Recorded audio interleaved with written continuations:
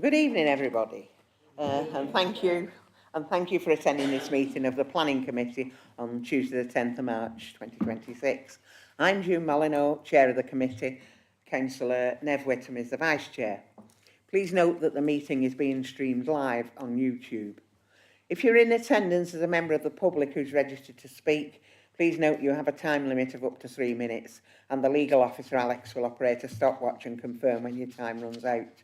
You should then finish, or if in the middle of making a point, wind up within a few seconds and finish. Otherwise, your microphone will be muted. To assist in following the evening's proceedings, a pack has been prepared and available online containing each item's report, plans, presentation slides and any addendum. After officers have presented the report and any speakers have made their representations, I'll invite members to make any comments. When you wish to speak, please raise your hand, and when invited to speak, remember to use your microphone. And reference the paragraph number, which will allow everyone to follow. Please keep in mind that some people require closed captions or lip reading to follow the proceedings. So please try to speak slowly, clearly, and keep your hands away from your mouth. Please can everyone ensure the phones are turned to silent. We're not expecting a fire drill, so if the alarm sounds, please exit the same way you came in. I've had apologies from Councillor Singh and Councillor Southern. Councillor Platt is present as a substitute for Councillor Southern. With that, I will move on to declarations of any interests. Members are reminded of their responsibility to declare any pecuniary interest in respect of matters contained in the agenda. If you have such an interest, you must withdraw from the meeting. Normally, you should leave the room before business starts to be discussed, but you do, however, have the same right to speak as a member of the public and may remain in the room to enable you to exercise that right and then leave immediately. In either case, you must not seek to improperly influence the decision on that matter. Item 2. The minutes of the meeting Tuesday, the 20th of January, pages 3 to 6. Can somebody move those minutes, please? Thank you. Councillor Green, Councillor Whittaker seconded. All those in favour, please show. Any against? Any abstentions? Thank you. That's the minutes approved. So we'll move on to item 3, planning applications to be determined. For the benefit of the public here tonight, the speaking arrangements for the planning applications are as follows. The officers will summarise the report, and registered speakers will be invited to speak in the following order: objector, supporter, parish or town councillor, ward councillor, applicant or their agent. All registered speakers will be allowed to speak for 3 minutes, apart from a ward councillor who may speak for up to 5 minutes. In the event that all speakers are against an application, I may grant the applicant or representative a time extension. I would respectfully ask members of the public who have not registered to speak to remain quiet throughout the proceedings. With that, we will go on to item 3A. Land adjacent to Friths Court, which is pages 7 to 26. Ian's going to present this item. The recommendation is permission in principle, that is not easy to say, is granted subject to conditions. I have a number of registered speakers. I've got the objector, Krista Hindle, the ward councillor, Councillor McGovern, and the agent, Alexis DePaul. Ian, can you present your report, please? Yes, thank you, Chair. This application seeks permission in principle for the erection of up to 7 dwellings and associated infrastructure on land adjacent to Friths Court at Gregson Lane in Brindle. The application site is located in the settlement area of Gregson Lane, with the south-east corner of the site washed over by Greenbelt. The scope of application seeking permission in principle is limited to location, land use and amount of development. Other matters must be considered at the technical details consent stage should permission in principle be granted. As such, matters related to highways, drainage, ecology, character and amenity impacts all fall outside of what the local planning authority can assess as part of this current application. Sorry, Councillor McGovern. Yeah, Oh. Slow down. Apologies, Councillor McGovern. There are no specific policy protections covering the application site, which is not allocated or designated for any particular use within the local plan. It is noted that a condition attached to a previous planning permission required the site to be retained as open land at all times in the future. This does not, however, preclude the determination of an application for the development of the site, and the merits of any proposal must be assessed on the basis of the policies and material planning considerations applicable at the time. It is noted that a previous application was refused on the basis of the condition attached to the historic planning permission. This decision was appealed against, and the inspector attached limited weight to the presence of that condition, and the appeal was allowed. As such, condition 18, attached to the previous planning permission, should not be considered in the assessment of this application. The condition would, however, remain regardless of the outcome of the application. The current proposal seeks a similar level of small-scale development and will be located within the settlement area of the village. There are some sustainability credentials associated with the location, including 2 primary schools, a convenience store, pharmacy and other amenities. The inclusion of a corner of the site that falls within the greenbelt would not undermine the openness or any of the purposes of including land within the greenbelt. It is not therefore considered to be inappropriate developments in the greenbelt. As such, it is considered that the principle of development is in line with the National Planning Policy Framework and the Local Development Plan. 7 dwellings would be of an appropriate amount of development for the site of this size and configuration in this location, allowing space for landscaping, gardens and access. It is therefore considered that 7 dwellings of an appropriate scale and siting could be designed and laid out with adequate space for access, off-street car parking and private amenity. Overall, the principle of erecting up to 7 dwellings at the application site is considered to be in accordance with the policies of the development plan, and it is recommended that permission in principle is granted. Thank you, Chair. Thanks, Ian. Krista, over to you. Good evening. My name is Krista Hindle. I'm here to represent Friths Court Management Company and the 12 homeowners of Friths Court. We, the residents, would like to object against planning in principle for the land adjacent to us for the following reasons. The proposed plan contains an area considered greenbelt, is heavily wooded with a steep decline to the gully and stream, running parallel to the rear of 6 of our homes. The area is a haven for owls, deer, birds and other wildlife. Chorley's own local plan reinforces land identified as greenbelt continues to get to be protected. In notification to the landowner dated 16th of July 2001, granting planning for Friths Court development, Chorley Council Planning stipulated 20 planning conditions to be adhered to. Condition 18 states, prior to the first occupation of any dwellings, the buildings, silos and slurry tank on the land should be removed, graded and seeded in accordance with a scheme first agreed in writing by the local planning authority. Thereafter, this land shall be retained as open land at all times in the future. This condition has not been challenged or appealed, and we, the residents, would like to highlight that both the council and landowner are in breach of this condition in allowing this application to be progressed.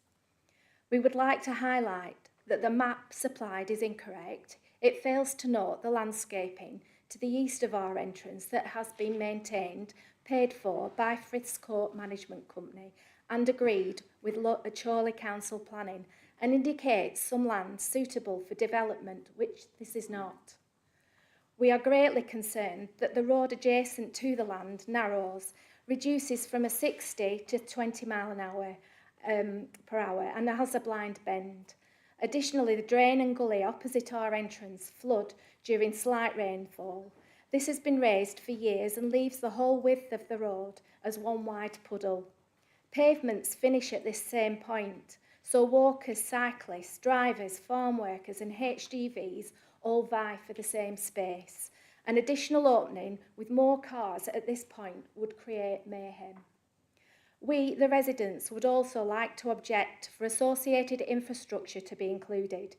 There are no known detailed plans regarding this, what is needed, where or how this will be obtained. United Utilities have indicated for them to consider a full response, they would need detailed plans. We, the residents, are apprehensive that surface water plans, including pushing excess water to the rear stream, we share concerns about stability of the banking and flooding, as do our other neighbours in Gregson Lane. Okay, thank you. Thank you. Councillor McGovern. Thank you.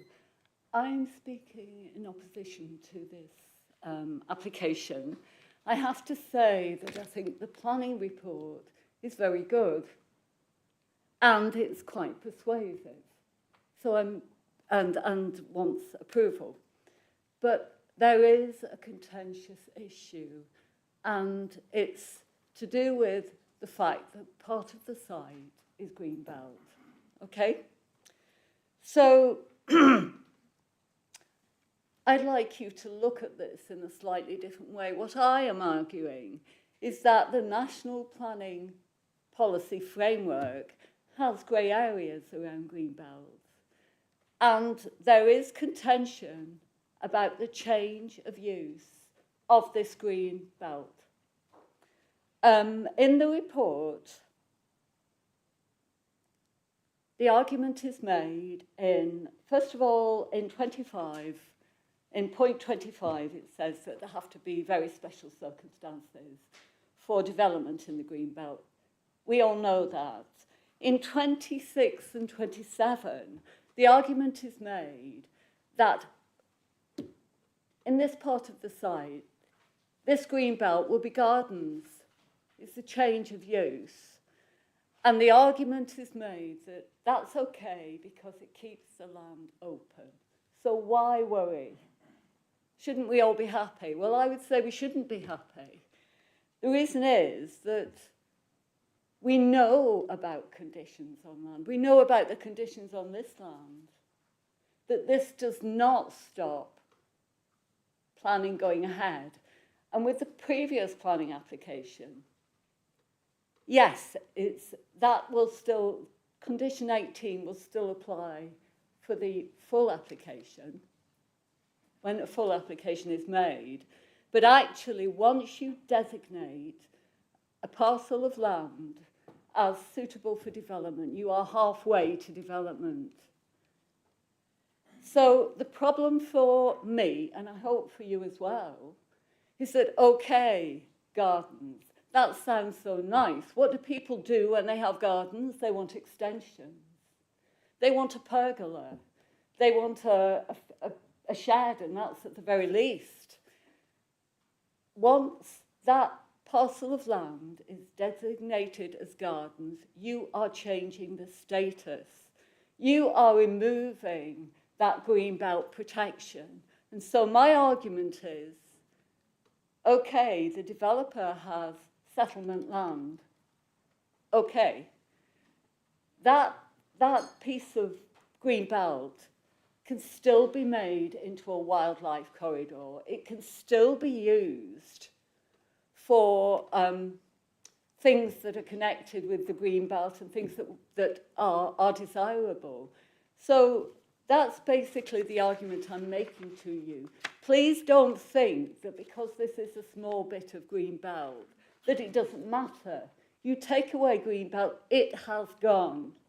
You change its use, you change it permanently. And you cannot rely on a condition on that land being upheld into the future, because we know what happens to conditions on land. They can be revoked and they can be amended. So that's the argument I put to you. Save it. Okay, have I got Alexis, please? Hi, I'm Alexis DePaul, speaking on behalf of the applicant. As set out in the officer report, the majority of this site is located within a defined urban area and already has planning permission for up to 7 dwellings. This application does not seek approval for any more homes than what can already be developed. It is simply seeking to adjust the red edge boundary of the existing permission so it better reflects the actual site boundaries. In this respect, the red edge boundary of the existing permission currently excludes a small corner of the site, as this is technically outside the settlement boundary. There's no logical reason why the defined urban area boundary arbitrarily excluded this corner of the site. And the change sought to the red edge of the existing permission would not make a materially larger red edge in comparison to what can already be developed. And as stated, the application does not seek permission for any more housing than what can currently be built under the existing permission. The officer report highlights that the proposed amendments to the site would not result in any materially greater impact than the existing planning permission. And even though this small corner of the site is designated greenbelt, the proposal would not comprise inappropriate development under the terms of NPPF policy. This is a unique situation where the granting of permission would not result in a materially different impact than the existing permission and would not be setting a precedent with regards to any other applications that the council might be dealing with at the moment. With regards to the previous speakers, a comment was made about there being a wooded area to the south of the site. So just to clarify, this corner of land of the field that's been included is not that wooded area. There was a reference made to the condition on the adjacent Friths Court development. Again, that issue was discounted by the previous appeal inspector, and the fact remains, even if this permission is refused, even if this application is refused, there is still a planning permission to develop this site. So it can't be a reason to refuse this application. In terms of access drainage infrastructure, again, this site already has permission for up to 7 dwellings, and the application that's in front of you today is not going to change that. So it's not going to have any different impact on those matters than what currently has permission. As to Greenbelt policy, as the officer report sets out, the inclusion of this small corner of the site is not inappropriate development under the NPPF, and that's actually on various grounds that it's not inappropriate development. So ultimately, this is an application just to make the red edge reflect what the actual field site boundaries are, and the exclusion of this tiny little corner of land doesn't really serve any purpose. Thank you. Thank you. Do you want to come back on anything, Ian? No. Okay, so over to you, members. I've got Councillor Hilton's indicated. Thank you, Chair. This is purely a permission in principle, so it's looking at the principle of development, which I think has already been established by a government inspector on a previous appeal. Much of the objections that were mentioned would actually... Yeah, I'll bring my microphone closer. So what I was saying is this, do you want me to face you? Is that easier? Sorry. Most of what I'm saying is this is basically about permission in principle, and the principle of development has already been established by a government inspector. It is purely a permission in principle application, so much of the arguments that have been put forward would actually come at the next stage, which is the technical details stage, and we can't make a decision on that this evening because we haven't seen it. So I know there was a comment about no detailed plans being submitted. That's the nature of a PIP. The detailed plans will be submitted at the next stage. So I think looking at this as well, any previous condition shouldn't be considered as part of this application because we're purely looking at the principle of development. If this application were to be approved, it would be up to the developer to challenge any previous conditions on previous applications as required, I believe. In terms of the Greenbelt argument, I think the officers summarised this particularly well. I do not see that this tiny, and we're talking a tiny amount here, I can't see how that would affect the openness of the Greenbelt. So I think members just need to be aware of the decisions we're making. It's about the principle of development on this site, and that has already been established, in my opinion. Thank you, Chair. Okay, I've got Councillor Whittaker and then Councillor...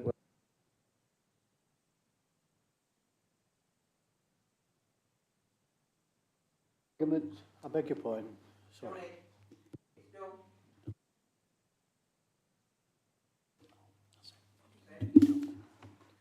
Listening to the arguments that have been put by residents and by the ward councillor, and I speak as the rural champion. And I don't think I've come across an application like this before, where permission's been given on a previous application, and we're talking about details that are very technical details that are not as easy to comprehend as they might be if it was a straightforward application. But what concerns me as the rural champion is that every time there is a small area of green area in a village environment, the developers will come along and try and put some houses on it. I understand that. I understand why they're doing that. But I'm not happy about it. And not obviously from the residents' concerns and that have been articulated and by the ward councillor, they're not happy about it either. So what I'm asking for, Chairman, so that, and I accept the things that Alex has talked about earlier, what I'm asking for is that we have a site visit to this site and go along and have a look for ourselves, and then we'll be better informed when it comes back, as it will come back, to deal with some of the issues that have been raised by the residents, like access, like flooding, like stuff like that.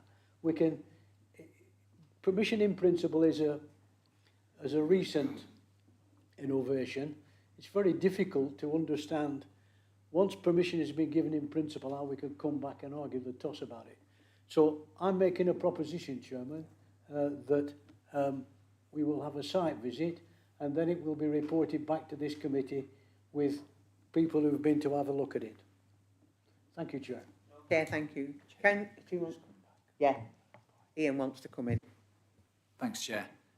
Members should be very clear that the matters of highway safety, drainage, ecology, they cannot be considered in the assessment of an application for permission in principle. Those matters would have to come further down the line at the next stage with a separate application, whereby all those issues can be looked at in detail, and the committee could choose to take a decision on that application at that moment in time if this would be to be permitted. But we can't consider those matters of detail right now. Thanks, Chair. Go on, quickly. It's one of the issues about, I take the point that Ian talking about there, but once permission in principle has been given, it's going to be very difficult, whatever comes back from the other statutory bodies, to knock it back. So that's why I want to go and have a look at the site visit and see what the implications are. And we'll be better advised when it does come back, after if and when it ever gets permission. Councillor Wilkie. Thank you, Chair. Can you hear me, Pauline? Right, so I've looked at this, studied it, and I can't see any technical detail about the size of the plot size. So is there anywhere in that report I cannot actually see the size of the plot? It doesn't state the size.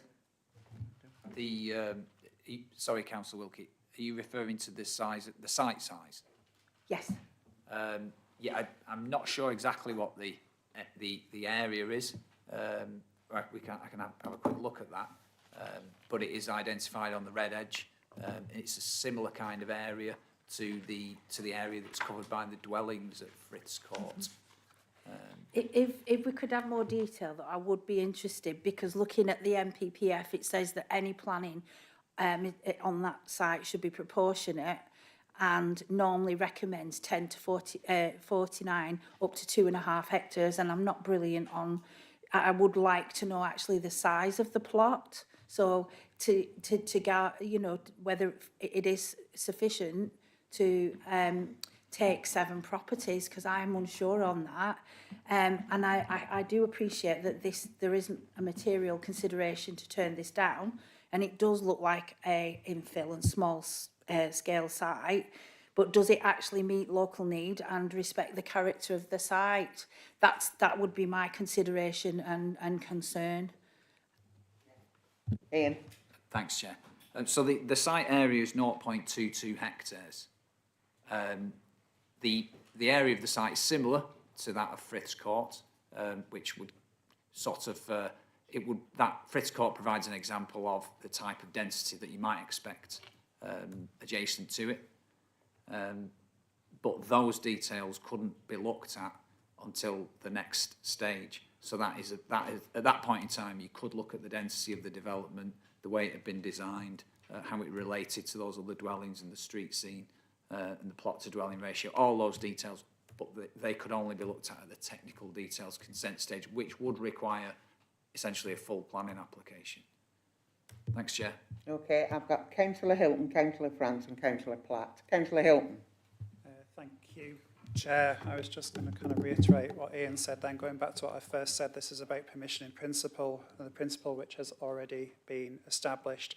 The vast majority of this site is within the settlement boundary. I think the only thing we can really judge this on is whether there's an effect of the openness of the green belt by adding that little bit on. That is the only thing that is different. My opinion is that there is no significant effect there, and I think the officers have addressed that quite clearly in the report. Thank you, Chair. Councillor France. Thank you, Chair. Difficult one. I don't like development on green belt, and I don't like planning in principle, but I agree with everything Councillor Hilton said, and I'm prepared to second it. Sorry? I agree with everything Councillor Hilton said, and I'm prepared to second him. Councillor Platt. So on that note, I'd like to propose that we pass this application. I think people are using this particular bit of the process to rake over all the objections from the original application about is it needed, the flooding, all of those issues are going to be addressed at a later stage, and confusing the matter of other people having extensions and building things in the garden and whether there's a need for these houses. There's no reason to reject this application. Councillor Lowe. Thank you, Chair. It's a difficult one, bearing in mind that it is a permission in principle, and we've had argument after argument as these have developed over the last X number of months. To my mind, it's a tricky one, and I've come down to second Councillor Whittaker's proposition for a site visit. I appreciate what the officer has said in terms of that it's not a full application and the technical details will come once that, but it may give members some more perspective when it comes. I am open-minded. I'm not prejudging. I'm not going for refusal at this stage, Chair, but I would be satisfied myself if a site visit took place to clear up a certain number, because I'm not familiar with this site, and so there's certain aspects of the report I would like clarification for myself by seeing it if possible. Okay, Councillor Green. Thanks, Chair. Just a couple of quick clarifications just before I say what I was going to say, but in terms of, just through to you, Chair, to Ian. So on condition 18, that will come into play on full planning, and they'd have to do something to either to argue that away to get that planning through, would they? You, Chair. Condition 18 attached to the planning consent under which Friths Court was developed would only become enforceable at the point at which any development of the site took place. So it's not actually related even to the next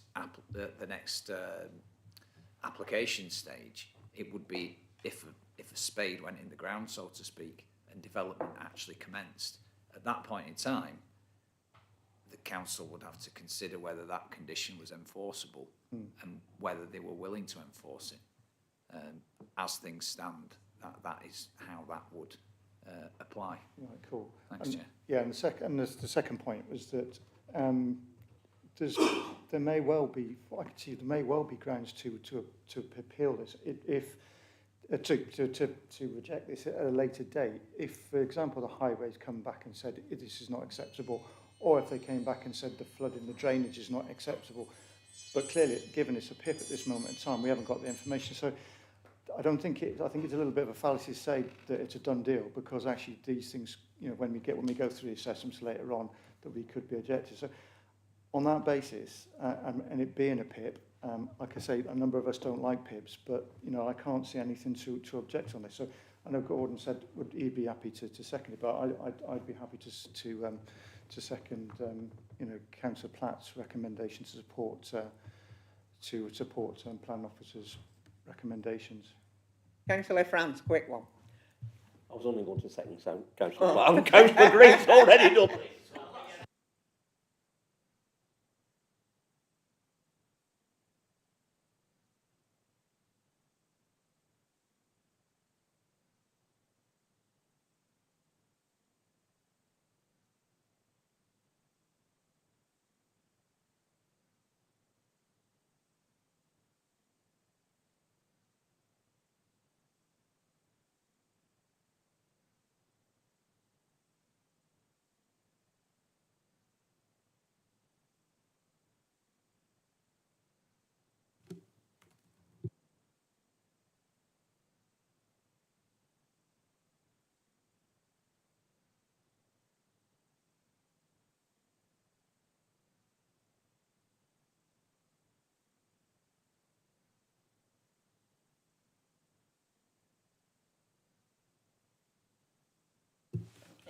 Thank you, Chair. Yes, members have voted to approve.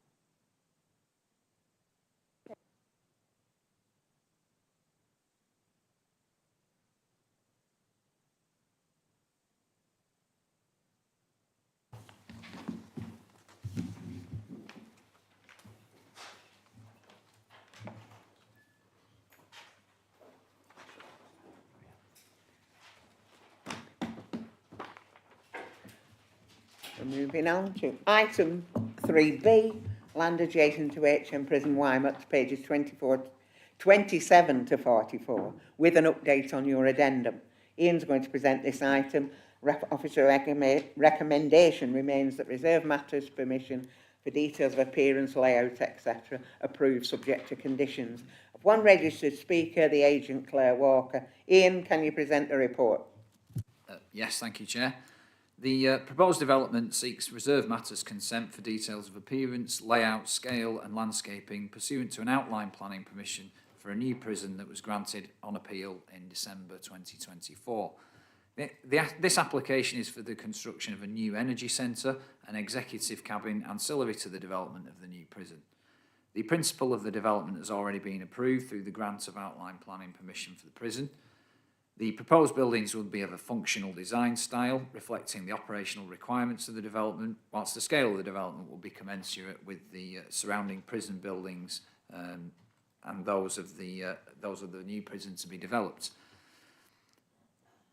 There will be no unacceptable impacts on residential amenity as a result of the proposal, and adequate parking would be achieved through the development of a replacement car park adjacent to the proposed executive cabin.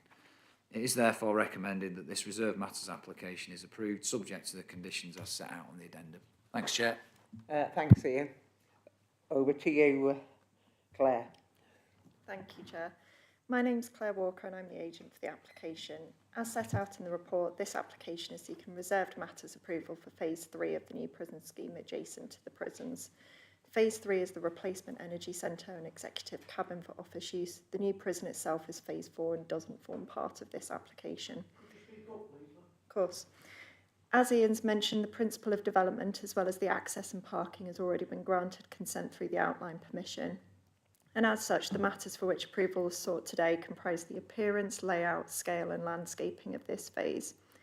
Both of the proposed elements are replacements for existing structures that need to be removed to facilitate the new prison, and they'll be sited in between the existing two prisons. The proposed energy centre is approximately 150 metres south of the existing boiler house, which will be demolished. It's smaller than anticipated at the outline application stage and significantly reduced in size compared to the existing boiler house. The external flue will be of a similar height to the existing boiler house flue, but sited further from the nearest residential property. The proposed executive cabin is a single-storey porter cabin type structure located south of an existing car park in front of HMP Wymott, and 31 parking spaces will be provided next to this. As Ian mentioned, the appearance of both elements is necessarily functional, whilst also incorporating modern materials in a palette considered to complement the existing developments. The wider comprehensive site landscaping master plan provides visual screening and mitigation for the development as a whole, including these two elements. There's been one objection from a local resident, as well as an objection from the parish council, raising the concerns as described in the main report. Parking was a matter dealt with through the appeal process, and so isn't for consideration at this point. Nonetheless, 31 new car parking spaces will be provided, replacing approximately 13 to 15 to be lost. There's therefore an overall net increase in car parking as a consequence of this application. In conclusion, we consider that the matters relevant to this reserved matters application for Phase 3 are acceptable and comply with local and national policy. I therefore respectfully ask that you determine this application in line with your officer's recommendation and grant consent. Thank you. Thank you. Over to you, members. Councillor Platt. Thanks. I just wanted to raise the issue about the 31 car parking spaces. It's covered in paragraph 18, page 18, paragraph 11 and page 21, paragraph 31. And it was also raised in the addendum that residents felt that it wasn't answered enough for them. The question really is that they're proposing 31 spaces to replace 13 or 14, depending on how you looked at it. But those 31 is just what they've fitted into a space. Has the planning officers been given like a calculation of how many would be required? Because residents in the area feel that a lot more would be required due to the amount of people parking on the entrance roads and sometimes parking on the estate. So although it is an increase, it obviously shows that they are needed, otherwise they wouldn't be putting them in the planning application. But is 31 needed or is more needed? And have you seen the calculation? Yeah. Thanks, Chair. The application itself doesn't generate a parking requirement as such. This is there are parking spaces that are currently on the application site. So really, all the developer really needs to do is replace what's been lost in order for there to be no identified harm. I mean, all the parking issues were covered at outline stage, and through that outline application, the amount of parking required on site was identified through that process. This particular application is essentially displacing some existing parking, which would be provided for and with an increase. So it's a betterment on the current situation because we're getting more on site than currently exists. Thanks. Councillor, oh sorry. So thank you, Chair. Councillor Hilton and then Councillor. Thank you, Chair. This is a reserved matters application. I see no issue with it whatsoever and I'm happy to move officer recommendations. Councillor Whittaker. Thanks, Chair. This was a disgraceful decision by Her Majesty's Government to allocate a prison there for 1,734 additional inmates. And the implications for the community have not been fully recognised. Councillor Platt answered the question I was going to raise on item 3B about the letter of objection. The issue raised in the original representation has not been entered, has not been altered, and this point should be addressed, and Ian's addressed that. As a matter of principle, the local residents, the borough council, the parish council, the local parish councils have all objected to this, and I think we should be taken notice of, and I shall be voting against it, Chairman. Sorry, I just wanted to come back on Ian's comment. It is difficult for us to say we want more parking when they're offering us more parking, but the more parking they're offering isn't the amount of parking that the residents are looking for. They're looking for more. And I know that it was in the original application, but it wasn't addressed to their satisfaction there. Hence, they could keep raising it. Hence, they will carry on keep raising it. Hence, that's why we're bringing it here to ask you questions, because they want us to. So I suppose the question is, did they use a calculation, or did they just say, look, we can get 31 on here, so that's what we're going to do. And because it's better than 13 or 14, you should be taking it. Yeah. Thanks, Chair. The only obligation is for them to replace what they're losing, and they're providing more. We can't ask for any more than that, really. Thanks, Chair. Thanks. Councillor Lowe, thank you. Thank you, Chair. Happy to second the proposal to go along with officer recommendation, and it's very narrow in front of us. It's a reserved matters, including the appearance, layout, scale and landscaping pursuant to phase 3 for the construction of a new energy centre. It's very narrow, and I appreciate Councillor Platt is doing her job as a ward representative on behalf of residents, but it's not a rerun of the parking situation at the outline stage. It's a reserved matters, and we're narrow on this point, so I'm happy to second officer recommendation. Okay. Councillor Green. I was going to say what Adrian said. So. Okay, any more comments? If not, I'll move to the vote.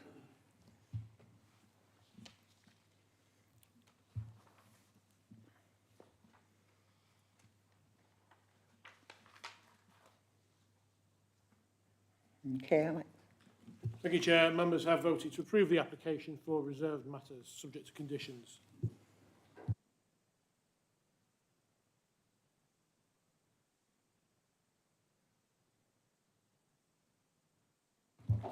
Sorry, I haven't got my microphone on.